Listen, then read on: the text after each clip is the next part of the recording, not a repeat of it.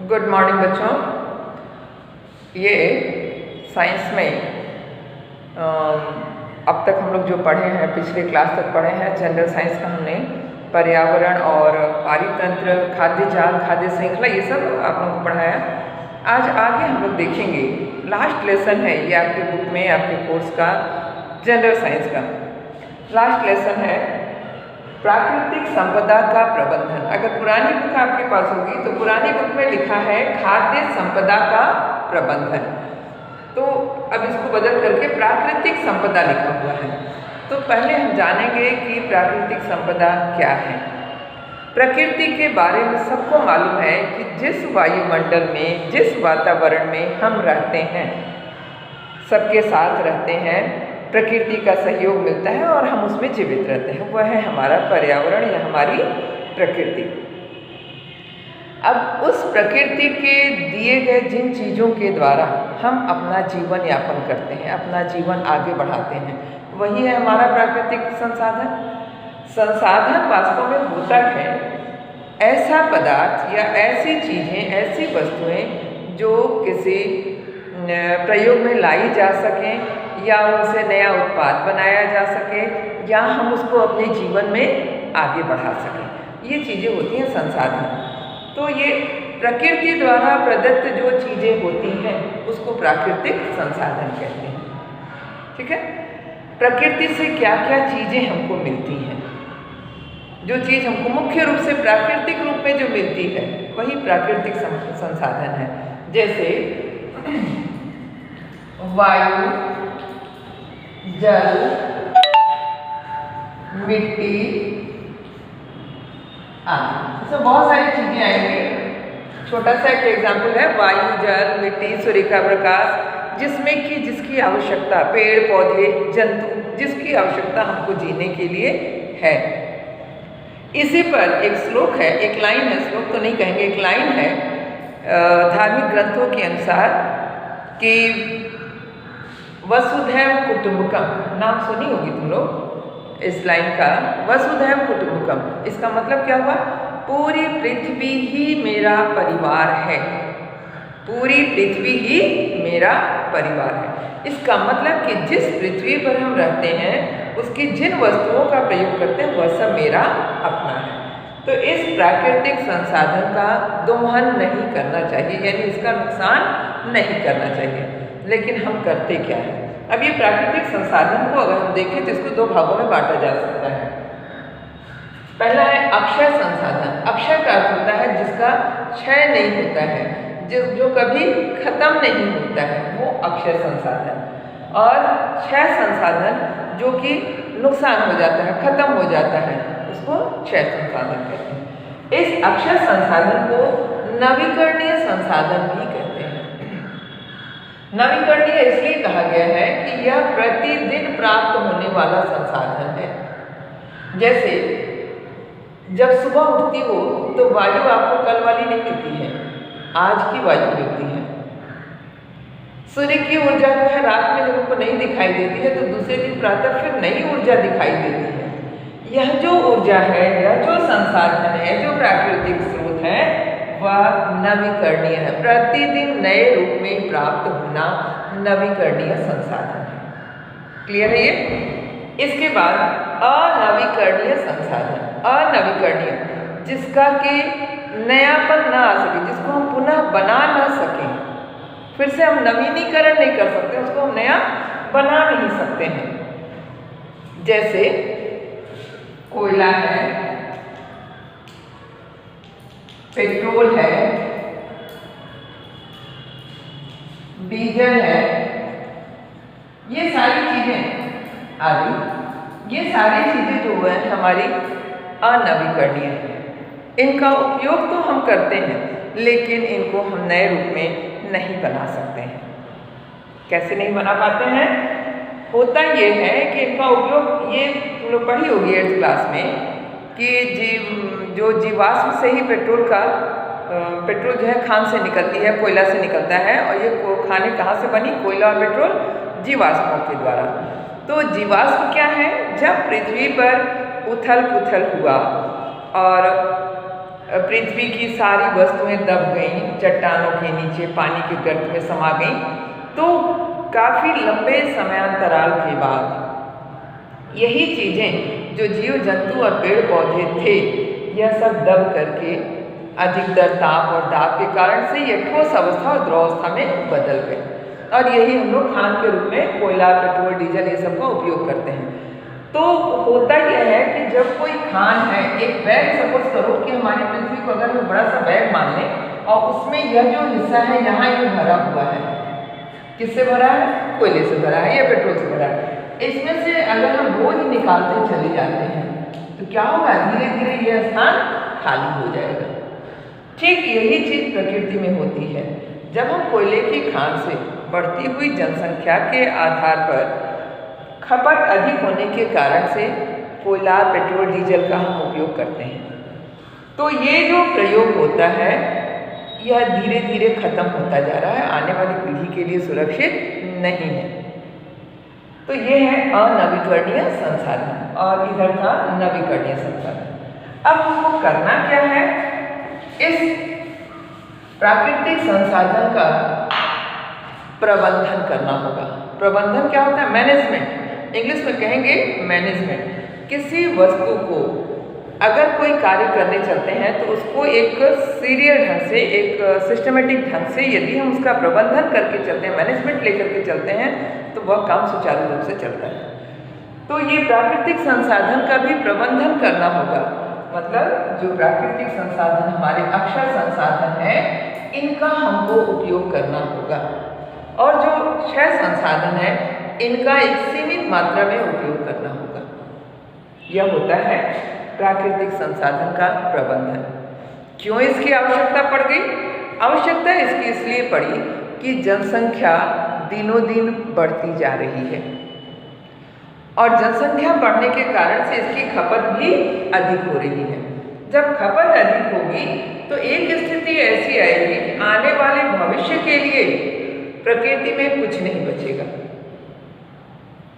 ये जो संसाधन है अनवीकरणीय संसाधन, ये नहीं मिलेगा और इन अनवीकरणीय संसाधनों का प्रयोग करके मनुष्य ने प्राकृतिक वातावरण को भी नष्ट किया। कैसे नष्ट कर रहे हैं? प्रदूषण के माध्यम से। जो ये गाड़ियां चलती हैं, जो कोयला जलाए जाते हैं, इनसे निकलने वाले जो रासायनिक पदार्थ हैं, ये पर्यावरण को प्रदूषित करती हैं और पर्यावरण जब प्रदूषित होगा तो जीवन असंभव है। ठीक है, तो इन सब चीज़ों का प्रयोग करने के लिए इसको क्या करना होता है? तो इसके लिए होता ये है 3R, नाम सुनी होगी, 3R का प्रयोग करते हैं। ये 3R क्या है इसमें हम लिखेंगे।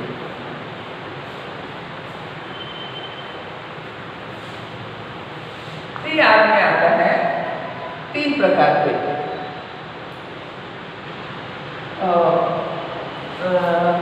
तो इंग्लिश में उसको कहेंगे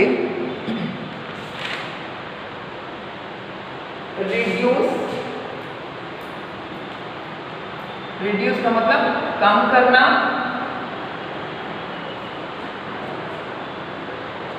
रीयूज और रिसाइक्लिंग।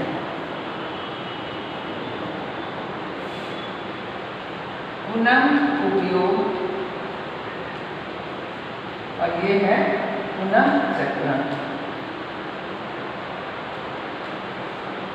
हुआ क्या? ये 3R जो है रिड्यूस, रीयूज और रिसाइकिल, इस प्रबंधन के लिए इस तरह का सिद्धांत लेके चलना पड़ेगा। तो इसमें क्या हुआ? रिड्यूस यानी ऐसे पदार्थ जिसका कम से कम उपयोग हम कर सकें। जैसे यदि बहुत नज़दीक जाना है, थोड़ी दूरी पर जाना है, तो हम वाहन का प्रयोग ना करके पैदल चलें। आवश्यकता अनुसार बिजली का प्रयोग करें। ठीक है, तो ये हो गया रिड्यूस, कम करना, उसका प्रयोग कम करना। रीयूज, जब हम बाजार से कोई सामान ले आते हैं, प्लास्टिक का बैग है या कोई ऐसा सामान लाते हैं, तो कोशिश ये करें कि जिस पैकिंग डब्बे में है, जिस पैकिंग पैकेट में है, उसको हम फिर से घर के अन्य उपयोग में इसको ला सकें। ये होता है रीयूज। और रीसाइकिल होता है, रीयूज क्या होता है, इस कम करने से ज़्यादा अच्छा होता है। और रीसाइकिल क्या होता है, इस रीसाइकिल से अच्छा होता है। क्योंकि जब कोई पदार्थ है, जैसे कांच है, प्लास्टिक है, अगर हम इसको रिसाइकिल करते हैं तो रिसाइकिल करने के लिए जहाँ इसका निर्माण होगा वहाँ से भी निकलने वाली जो गैसें होती हैं, जो रासायनिक पदार्थ होते हैं, वह वायुमंडल को, पर्यावरण को प्रदूषित करते हैं। तो कोशिश ये करना चाहिए कि रिड्यूस करना चाहिए। पहला जो है मुख्य यही है कि रिड्यूस करना चाहिए, यानी कम से कम उपयोग करना चाहिए। ठीक है, तो इससे क्या होगा, जो संसाधन बचेगा वह आने वाली संतति के विकास के लिए आवश्यक होगी। रीयूज में उसका फिर से उपयोग करने के लिए, उसको फेंके नहीं, उस चीज़ का फिर से हम उपयोग कर सके, ऐसे पदार्थ को लेना चाहिए। जैसे प्लास्टिक की थैली है, इसका उपयोग नहीं करना चाहिए, तो हम इसका कम से कम उपयोग करेंगे, नहीं लेंगे। दुकान पर यदि हम जाते हैं तो कागज़ के पैकेट में या कपड़े में लेंगे, कपड़े वाले थैले में लेंगे, जिससे कि हम उसका फिर से उपयोग कर सकते हैं और पुनः उसके नष्ट होने के बाद उसका रिसाइकिल कर सकते हैं। ठीक है, तो इस तरह से हम प्राकृतिक संपदा का या प्राकृतिक संसाधन का प्रबंधन कर सकते हैं, जिससे आने वाले समय के लिए ये चीज़ें आसानी से उपलब्ध हो जाए। ठीक है, अब आते हैं थोड़ा सा दूसरे इस पर कि प्राकृतिक प्रबंधन में जब ये प्रदूषण होता है तो इसके लिए हमको क्या करना चाहिए। कुछ चीज़ें ऐसी हैं, जैसे वायु प्रबंधन। वायु प्रबंधन के लिए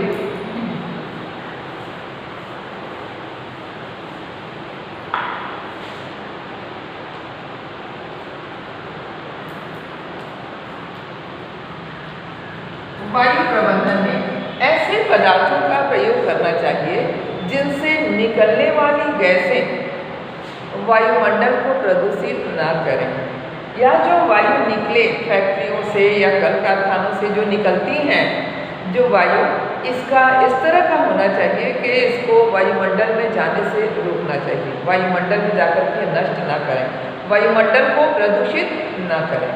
तो वायु प्रबंधन के लिए इस तरह के पदार्थों का प्रयोग किया जाता है जो कि वायुमंडल को प्रदूषित न करें।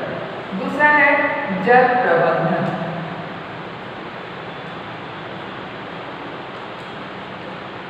जल के बारे में तुम लोग सब सुनी होगी कि पूरी पृथ्वी पर 75% जल है और 25% स्थल है। कितना है जल? 75% जल है और 25% स्थल है।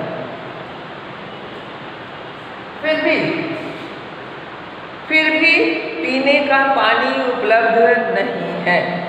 ये कितनी बड़ी विडंबना है कि जहाँ जल ही जल है, 75% जल है, फिर भी हम पीने के पानी के लिए तरस जाते हैं, नहीं मिलता है शुद्ध पानी। क्यों? क्योंकि हमने जल को प्रदूषित कर रखा है, हम मानव ने जल को प्रदूषित कर रखा है। इस प्रदूषण को दूर करने के लिए जल प्रबंधन की व्यवस्था की जानी चाहिए। क्या होगा जल प्रबंधन के लिए? एक मेथड तुम लोगों को छोटे क्लास में पढ़ाए थे, वाटर हार्वेस्टिंग, 9th क्लास में पढ़ी थी। वाटर हार्वेस्टिंग, वाटर हार्वेस्टिंग क्या होता है? जल संग्रहण। जैसे बारिश का जल जब होता है, वर्षा का जल जब आता है नीचे, तो उस समय उसमें कोई अशुद्धि नहीं होती है, सबसे शुद्ध जल होता है। या तो हमारे वायुमंडल में, हमारे पर्यावरण में आकर के अशुद्ध होता है। इस वर्षा के जल का उपयोग हम कर सकते हैं, इसका संचय करते हैं। संचय करना ही जल संग्रहण कहलाता है। इस जल प्रबंधन के लिए जल संग्रहण आवश्यक है। जल का कम से कम उपयोग करें, उचित उपयोग करें। नल की टोटी अगर टपकती हुई है तो उसको बंद रखें, उसको बंद करने की व्यवस्था करें।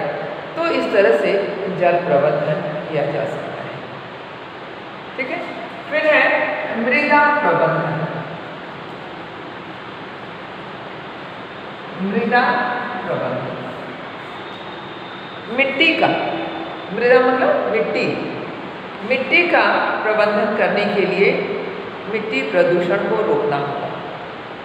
जैसे नालियों का गंदा पानी या कल कारखानों का गंदा पानी जो है मिट्टी में जाकर के मिल जाता है, जिसकी वजह से मिट्टी की उर्वरा शक्ति खत्म होने लगती है, और उसकी उर्वरा शक्ति खत्म होती है तो इसका उत्पादन कम होने लगता है, उसकी उत्पादन क्षमता कम होने लगती है। तो उससे होता क्या है कि जब उत्पादन क्षमता इसकी कम होने लगती है तो जो फसल होना चाहिए जितनी मात्रा में, उतनी मात्रा में होती नहीं है। नतीजा क्या होता है कि भुखमरी की स्थिति आ जाती है। जब पूरी तरह से किसान को भोजन नहीं मिलेगा, अन्न नहीं उपजा पाएगा, तो जनसंख्या को भोजन कहाँ से मिलेगी, और जब भोजन नहीं मिलेगा तो वह भुखमरी की स्थिति आ जाएगी। इस तरह से मृदा प्रबंधन के लिए मिट्टी का प्रदूषण, खेतों में जो रासायनिक पदार्थ डाले जाते हैं या जो कूड़ा कचरा हम इधर उधर से ले जाके डाल देते हैं, इस पर रोक लगाई जानी चाहिए। जो कूड़ा कचरा है तो कहीं नष्ट करना चाहिए, जो रासायनिक पदार्थ हैं इनको ज़्यादा से ज़्यादा इनका उपयोग नहीं करना चाहिए। इस तरह से मृदा प्रबंधन हम लोग कर सकते हैं। ठीक है, इसके बाद आगे हम लोग देखेंगे वन्य संरक्षण और जंतु संरक्षण। ठीक है, तो वन्य संरक्षण और जंतु संरक्षण हम लोगों को अगले वीडियो में बताएंगे, लेकिन अभी इतना प्राकृतिक संपदा के प्रबंधन में इतना आप लोग तैयार कर लेंगे। ठीक है, कुछ क्वेश्चन दे देंगे।